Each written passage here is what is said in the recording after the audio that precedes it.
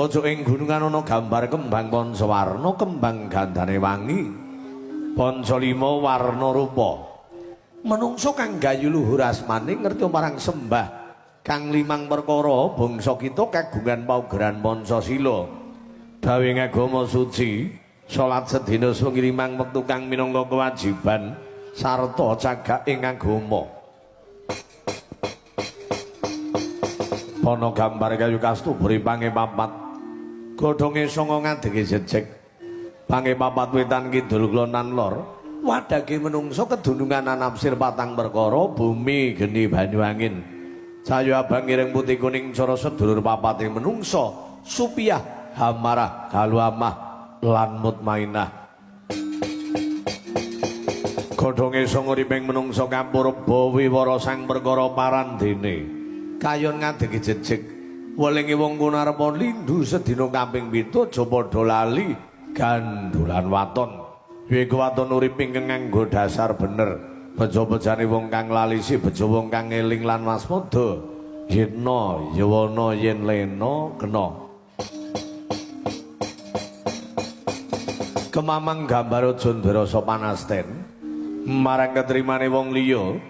Nggayu ketrima lambarane sapa temen tundhone menangi temah nglakonana tapa japa srana resik kalawan gentur. Gambar manumrah bisa kang marati renggani nengganan samajinamadan daya dinayan tapa slira dipun agem yen dijiwit krasa lara aja seneng nyiwit marang liyan. Ana gambar lutung jaman kuno pancen padha sugih petang-petung dinane 7/5 sasi 12 taun 8 windure 4 dina pedana petungane Senin 4 Selasa 3 Rebo 7 Kamis 8 Jumat 6 Setu 9 Minggu 5 Pranggeping dina manis paing pon wage kliwon manis 5 paing 9 pon 7 wage 4 kliwon 8 sasi 12 Sura Sapar mulut badam mulut Jumat dilawal Jumat dilaki Rajab Saban Poso Sawal Dzulqa'dah besar.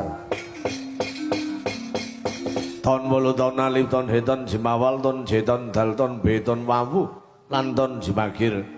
Windune papat windu adi, windu kuntara windu sengara lan windu sansaya. Ana gambar macan mapan ana ngiring kiwa. Gambarane wong pinter kang iwake marang pinterane nalisir mring paugereng bebener. Nalisir mering paugereng negara ya nalisir mering paugeraning agama. Gambar kebo mapan ana ngiring dengan gambare wong bodho kang temindhe becik raming gawe seping pamrih nrimo ing pandum tur tanpa ndarbini watek adigang adigung adiguna. Adigang laku ning kidang ngendelake playune banter, adigung laku ning gajah ngendelake marang krasane. Padiguna laku ning kula ngendelake marang semburi mandi. Elinga uriping menungso kenggonan limpi lali owah kalawan gingsir nyokra manggringan. Pendra sundhu langit menungso duwe lali. Saktura pasanggaman menungso duwe pengapesan. Kasampuran mohong kagungane Gusti Kang Maha Agung yaiku Gusti kang menang sirembah sagunging jalma kang tumitah ing Marjawada. Ana gambar gedung suwung wong mati mlebu nang alam kubur bondo donya ora bakal digawa derajat pangkat ora kena kanggo syarat syarate apa mori putih amal soleh sarata budi bakati luhur kang miguna tumrap bebrayan agung keoten ing gambar putu loro cinggara bala ponto yen sara malaikat mungkar kalawan akhir.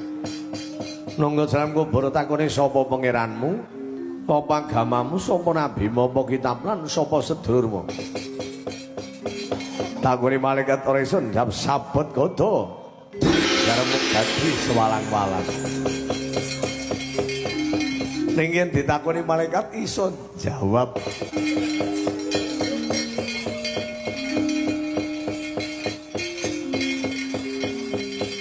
Tirampa nang dewaning kasuwargan jati. Winaring murang kekayon ana gambar abang pasumene gambar abang kang drisa ngendali marang mubaling hawa nafsu, tundhone kecemplung marang jere kasengsaran. Gajah mati ninggal gading.